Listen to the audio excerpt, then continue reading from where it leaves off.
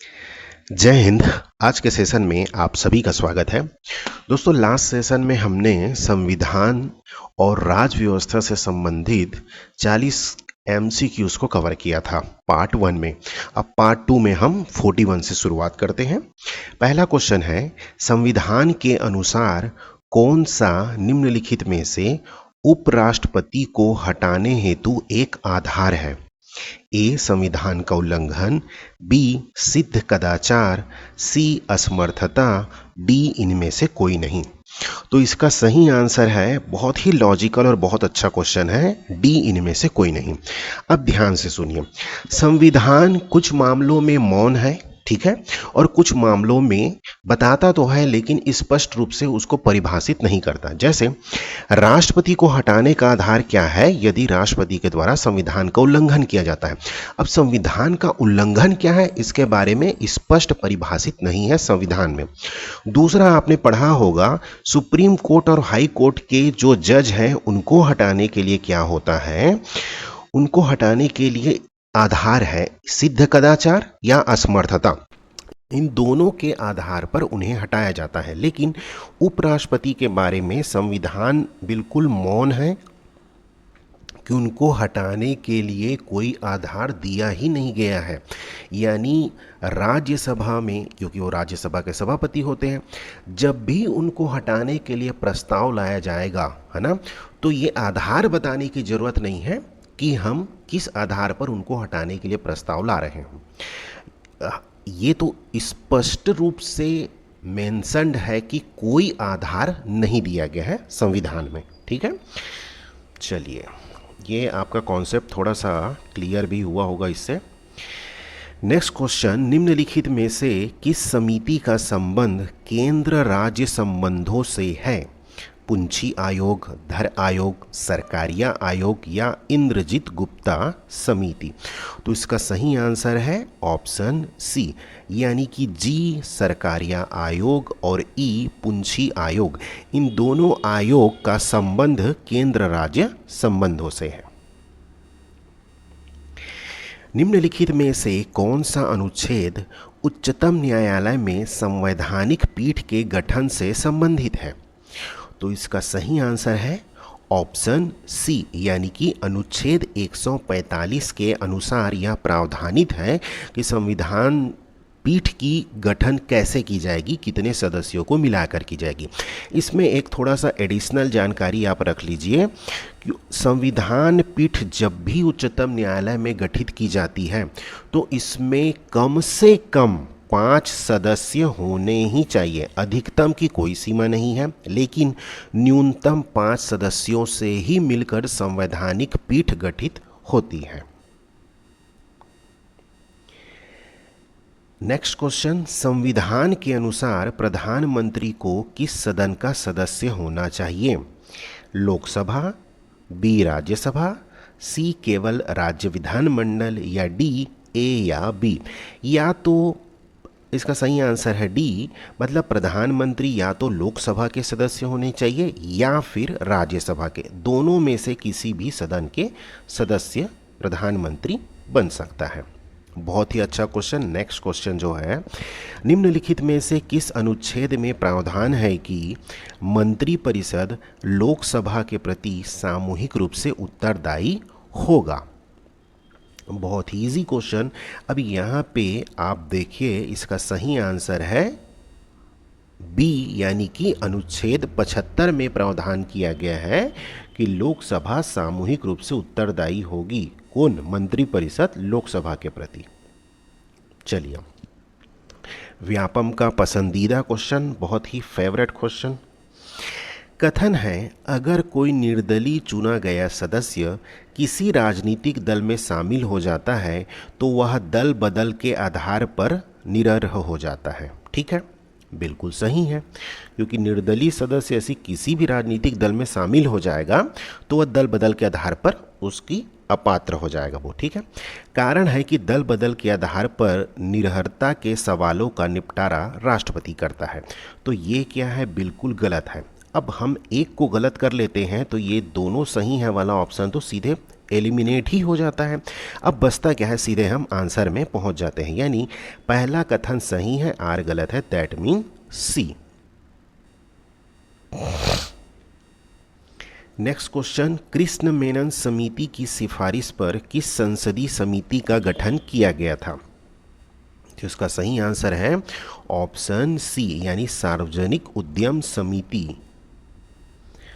Next question बहुत ही अच्छा question और थोड़ा ट्रिकी क्वेश्चन है। देखिए, संसदीय पदाधिकारियों के त्याग पत्र सौंपने के संबंध में कौन सा युग्म सही नहीं है?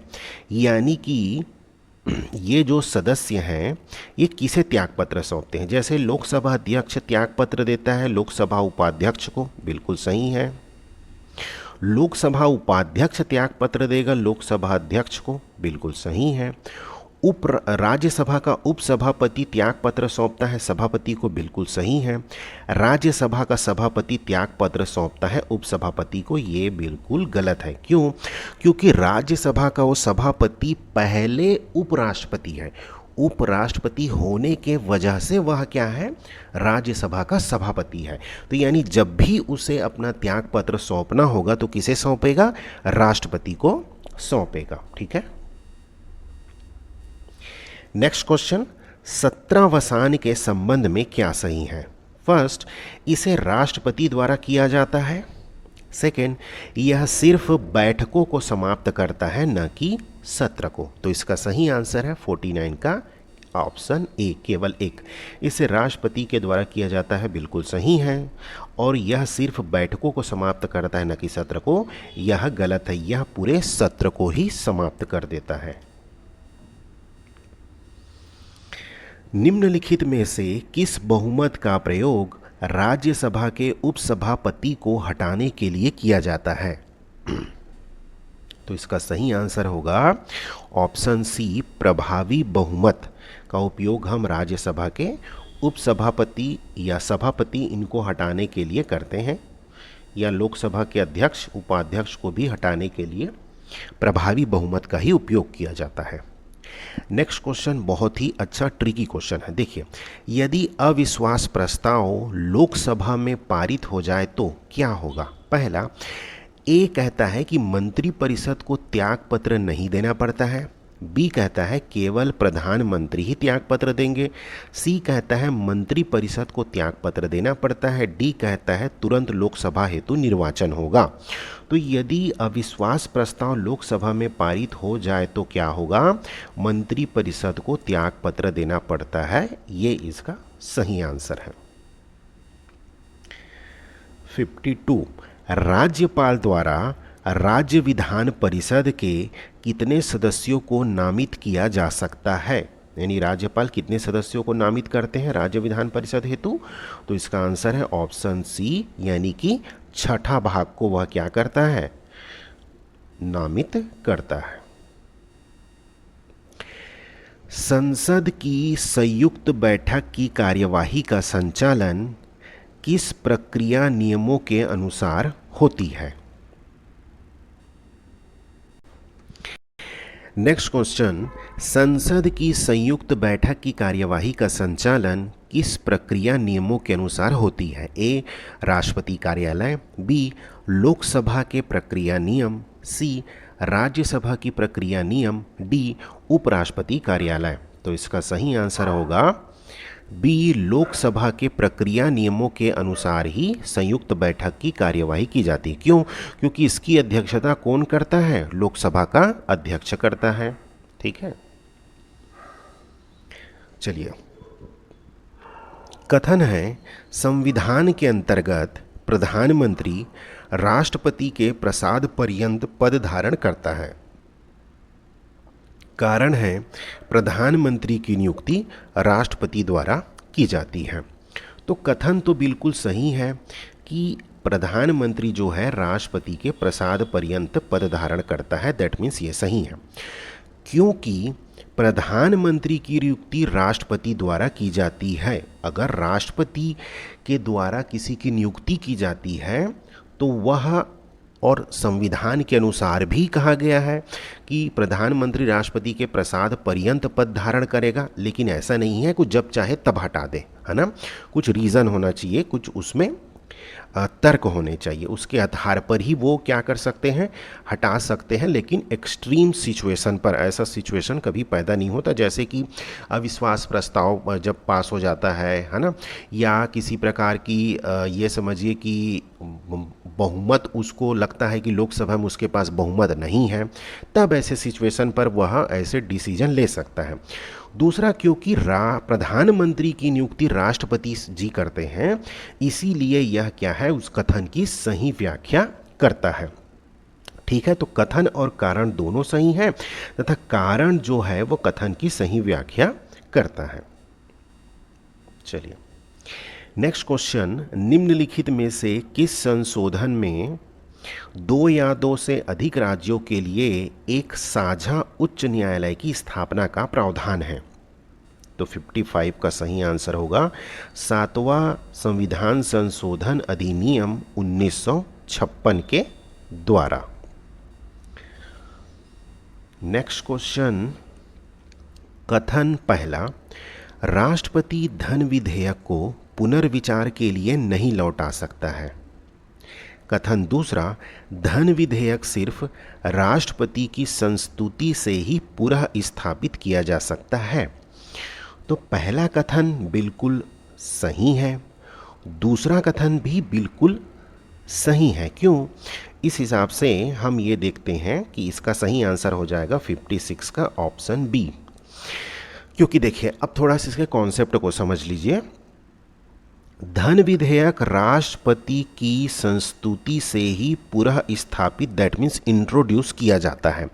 अब मैं ये बोलूँ कि भाई मैं अपनी मर्जी से ही जब किसी चीज़ के लिए परमिशन दे रहा हूँ तो मैं उस चीज़ को पुनर्विचार के लिए नहीं लौटा सकता। या तो मुझे अच्छा नहीं लगेगा तो मैं क्या करूँगा, उसको रिजेक्ट कर लूँगा, है ना, या तो मैं उसको परमिशन दे दूंगा, लेकिन मैं उसे पुनर्विचार के लिए नहीं लौटा सकता। क्यों? क्योंकि मैंने ही उसको पहले से ही परमिशन दी हुई है कि इस धन विधेयक को आप प्रस्तुत करिए। ठीक है, ये कॉन्सेप्ट समझ आ रहा है ना। तो उस आधार पर क्या होता है कि राष्ट्रपति धन विधेयक को पुनर्विचार के लिए नहीं लौटाता है। ठीक है, नेक्स्ट क्वेश्चन, जिला और सत्र दोनों न्यायाधीश किसके नियंत्रण में काम करते हैं? ए मुख्यमंत्री, बी राज्यपाल, सी राज्य के विधि मंत्री, डी राज्य के उच्च न्यायालय। तो इसका सही आंसर है ऑप्शन डी, राज्य के उच्च न्यायालय के नियंत्रण में कार्य करते हैं। 58, निम्नलिखित में से कौन सा युग्म 8वीं अनुसूची में शामिल है? तो नेपाली और राजस्थानी, मैथिली और अंग्रेजी, कोंकणी और राजस्थानी, डोगरी और संताली। इसमें थोड़ा सा ध्यान दीजिएगा कि 8वीं अनुसूची में कितनी भाषाएं हैं? 22 भाषाएं हैं। ठीक है, अब उसमें ना कंफ्यूज मत होइएगा, अंग्रेजी तो शामिल नहीं है पहला, दूसरा राजस्थानी भी शामिल नहीं है। किसी भी एग्ज़ाम में आपको ट्रैप में फंसाने के लिए अंग्रेजी या राजस्थानी दोनों में से किसी का नाम दे देगा। ठीक है, अब उस हिसाब से हम एलिमिनेट करते हैं तो ये तीनों ऑप्शन एलिमिनेट हो जाते हैं और आंसर बचता है हमारे पास ऑप्शन डी, डोगरी और संथाली।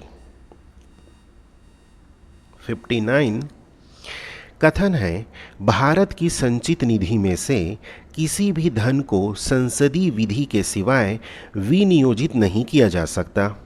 कारण है, यह निधि राष्ट्रपति के अधिकार में रहती है। तो कथन तो बिल्कुल सही है, लेकिन कारण क्या है? गलत है। क्योंकि भारत की संचित निधि में से कोई भी पैसा निकालने के लिए हमें संसदीय विधि की ज़रूरत पड़ती है, उसके हिसाब से ही विनियोजित किया जा सकता है। तो पहला कथन तो गलत, तो ये गलत ऑप्शन, ये दोनों ऑप्शन गलत, तो पहला सही है। तो उस हिसाब से हम ऑप्शन सी में आ जाते हैं, क्योंकि आर हमारा गलत है। यह राष्ट्रपति के अधिकार में नहीं रहता है। ठीक है, यह किसके अधिकार में रहता है? तो संसदीय विधि से ही हम क्या कर सकते हैं, इससे पैसा निकाल सकते हैं। नेक्स्ट क्वेश्चन, निम्नलिखित में से किसके द्वारा उच्चतम न्यायालय के न्यायाधीश को उससे पद से हटाया जा सकता है? ए, राष्ट्रपति के आदेश द्वारा, बी, भारत के मुख्य न्यायाधीश के आदेश द्वारा, सी, संसद की सहमति सहित राष्ट्रपति के आदेश द्वारा, डी, इनमें से कोई नहीं। दोस्तों, वर्तमान में आपने देखा होगा जस्टिस वर्मा जी का केस बहुत ही ज़्यादा अभी लाइमलाइट में है, चर्चा में बना हुआ है। और क्या है कि उनको लोकसभा से मतलब संसद से एक प्रस्ताव पास करके उनको हटाने की प्रक्रिया मतलब हो सकती है, ऐसी संभावना जताई जा रही है इस सेशन में। तो ये समझिए कि इससे क्वेश्चन आने की संभावना बढ़ जाती है। तो राष्ट्रपति जब चाहे तब उसे अपने पद से नहीं हटा सकता। उसके लिए क्या हो जाएगा, संसद की सहमति सहित राष्ट्रपति के आदेश द्वारा ही उच्चतम न्यायालय या हाई कोर्ट के किसी जज को हटाया जा सकता है। नेक्स्ट क्वेश्चन, निम्नलिखित में से कौन सा अनुच्छेद केंद्र द्वारा राज्यों हेतु विवेकाधीन अनुदान का प्रावधान करता है? तो विवेकाधीन अनुदान का प्रावधान किस में दिया गया है? अनुच्छेद 282 में।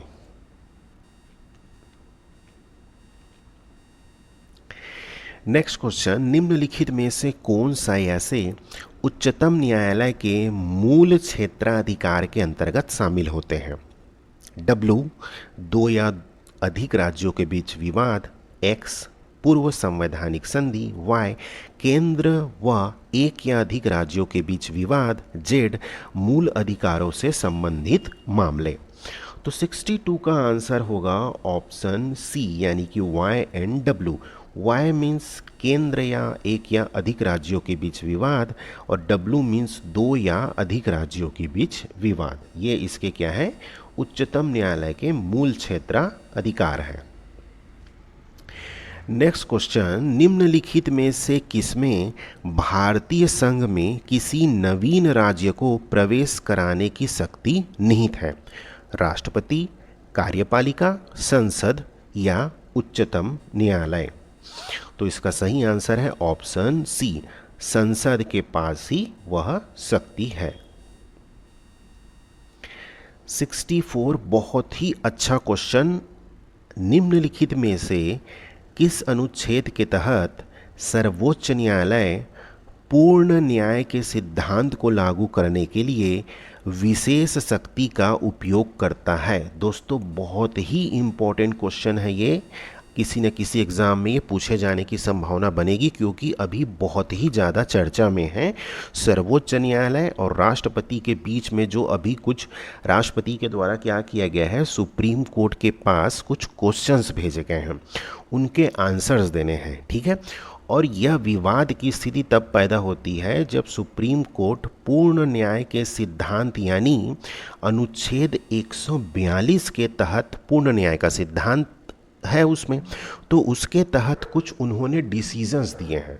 तो राष्ट्रपति ने सुप्रीम कोर्ट से पूछा है कि क्या आप ऐसे डिसीजंस दे सकते हैं, या अभी कुछ लगभग 12 से मेरे ख्याल से 14 क्वेश्चंस के आसपास सुप्रीम कोर्ट के पास भेजे गए हैं।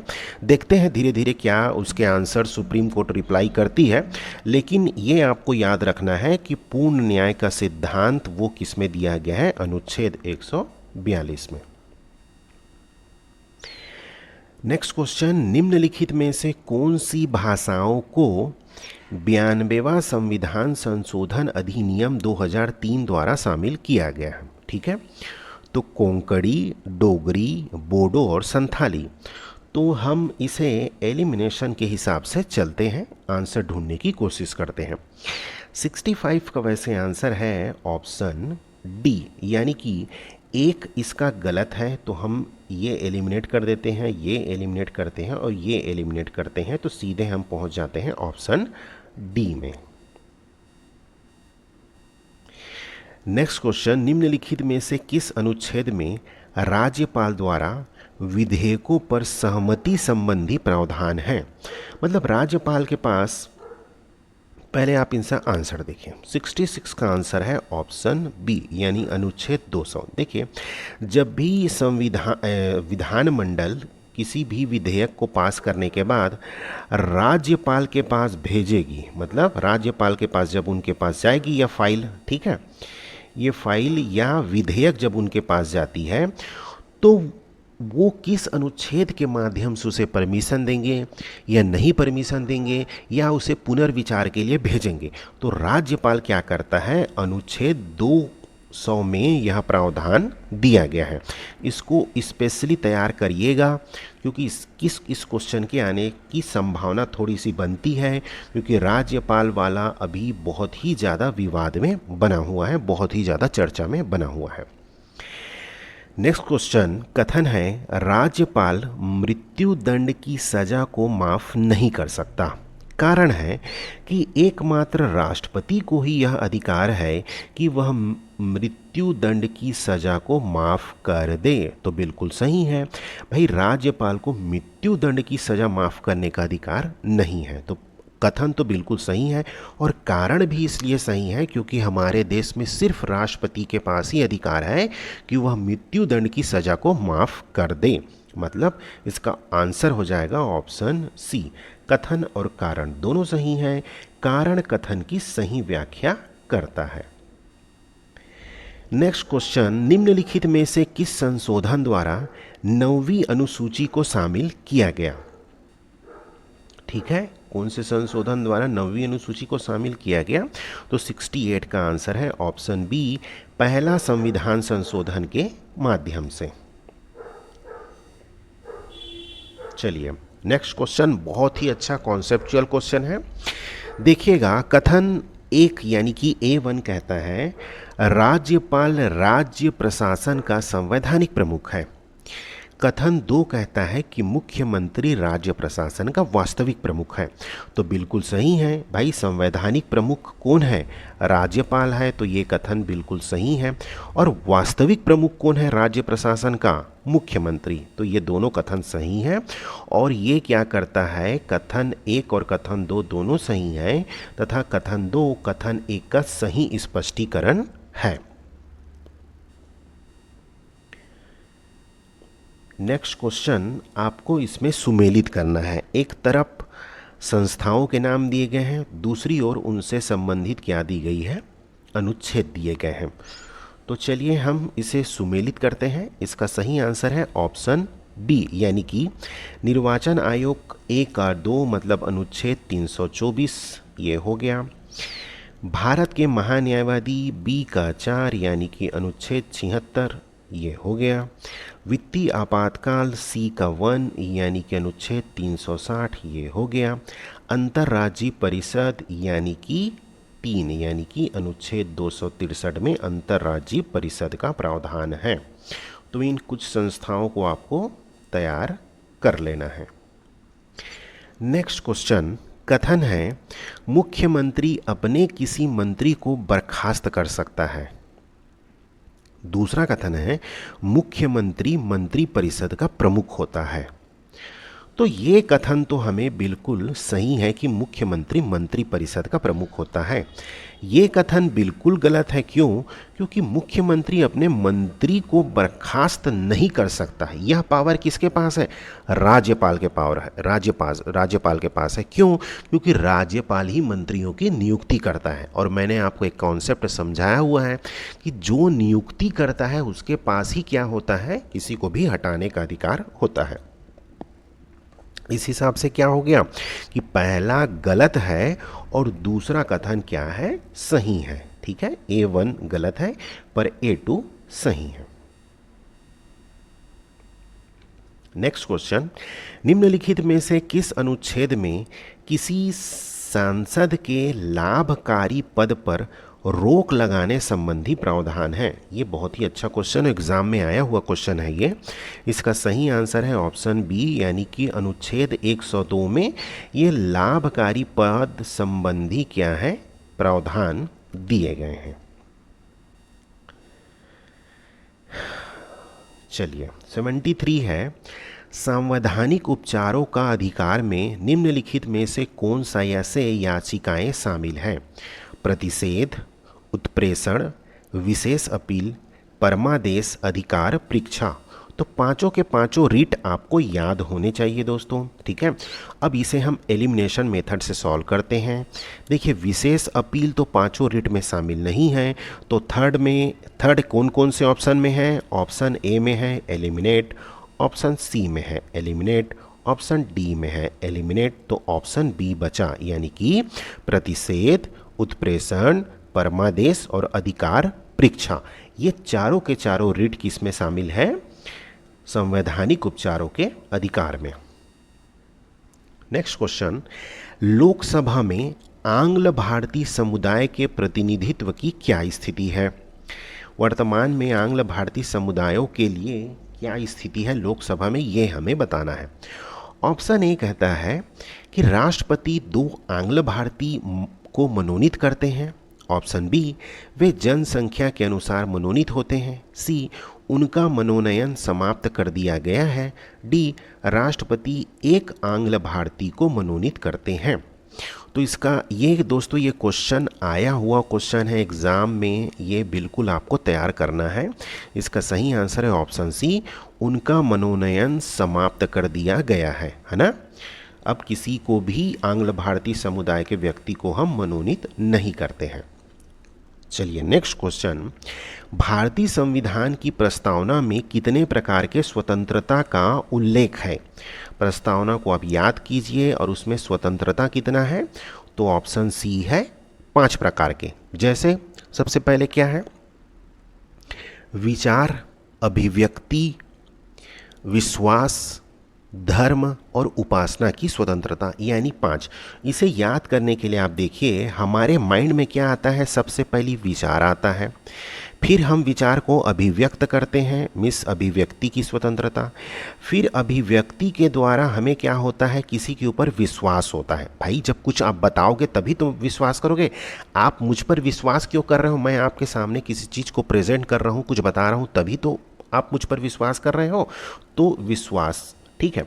अब विश्वास के बाद आप क्या करोगे? धर्म की स्वतंत्रता। तो विश्वास जब होगा तब आप उस चीज़ को पालन करोगे, मतलब एक हिसाब से समझिए कि वो आपका धर्म हो गया, ठीक है। और धर्म में जब आते हो तो आप क्या करते हो? उपासना करते हो। तो ये हो गई आपकी उपासना की स्वतंत्रता, यानी विचार के बाद अभिव्यक्ति की स्वतंत्रता, अभिव्यक्ति के बाद आप विश्वास करते हो, विश्वास की स्वतंत्रता, विश्वास के बाद क्या करते हो? धर्म, और धर्म के बाद उपासना की स्वतंत्रता। तो इस 5 प्रकार की स्वतंत्रता का उल्लेख हमारे प्रस्तावना में किया गया है। चलिए, अब इस प्रकार से हमने संविधान और राज व्यवस्था से संबंधित 75 क्वेश्चन, बहुत ही अच्छे क्वेश्चन को हमने कवर कर लिया है। और बाकी भी सिंगल लाइनर क्वेश्चन या जो भी आपके बनते हैं रिवीजन करेंगे तो काफ़ी सारी चीज़ें आपके सामने स्पष्ट हो जाएंगी। इनके माध्यम से मेरा उद्देश्य ये था कि आपको मैं कथन कारण वाले क्वेश्चन की तैयारी कराऊं। हो सकता है किसी बच्चे को लगे कि सर ये क्वेश्चन थोड़े हमें टॉर्चर टाइप के लगते हैं, लेकिन दोस्तों ये आपके लिए टॉर्चर नहीं है, ये आपका क्या है? एक प्रकार का आप इसकी तैयारी कर रहे हो तो ये एग्ज़ाम में ऐसे ही क्वेश्चन आ रहे हैं, है ना भाई। तो ये आपका कहते हैं ना, वो एक फेमस डायलॉग है ना पिक्चर का कि ये टॉर्चर नहीं, ये तो मेरा वार्म अप है। तो इस हिसाब से आप क्वेश्चन की तैयारी कर रहे हो दोस्तों, तो ये आपका टॉर्चर नहीं, आपका वार्म अप है। क्यों? क्योंकि सिंगल लाइनर क्वेश्चन की तैयारी सभी कर रहे हैं। एग्ज़ाम में सिंगल लाइनर क्वेश्चन आपसे ईजिली बनेंगे। जिस क्वेश्चन की आप प्रैक्टिस ही नहीं किए रहोगे तो उस क्वेश्चन को फेस करने में आपको प्रॉब्लम होगी। चूँकि आपने बहुत सारे क्वेश्चन अब कथन कारण वाले फेस कर लिए हैं, तो इससे आपको एक स्ट्रेटजी भी आपकी क्लियर हो रही होगी कि कैसे मुझे क्वेश्चन को देखना है, कैसे उसको ऑब्जर्व करना है, कैसे मुझे उसको सॉल्व करना है। अभी हम जो हिस्ट्री के अभी क्वेश्चन अभी बचे हुए हैं, आर्ट एंड कल्चर के, मध्यकालीन भारतीय इतिहास के, फिर साइंस वाले क्वेश्चन भी बचे हुए हैं, तो उनसे मिला करके हम और अभी काफ़ी सारे क्वेश्चन करेंगे। तो और आपका कॉन्सेप्ट और इसको सॉल्व करने के जो आपका परफेक्शन है वो धीरे धीरे डेवलप हो जाएगा। तो चलिए नेक्स्ट सेशन में मिलते हैं, तब तक के लिए रिवीजन करते रहिए। Thank you so much.